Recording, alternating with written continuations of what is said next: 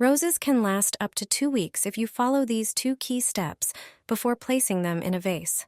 Flowers are often cut days or hours before purchase, which causes their stems to seal at the ends, turning hard and brown.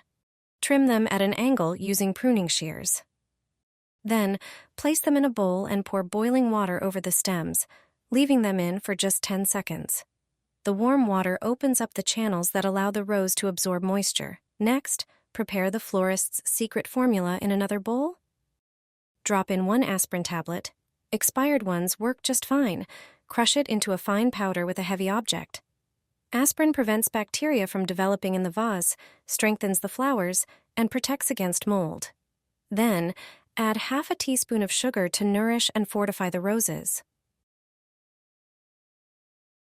Now, take a strong alcoholic beverage and add just a splash to the mixture. Follow with a bit of hydrogen peroxide, which disinfects and balances the water's pH.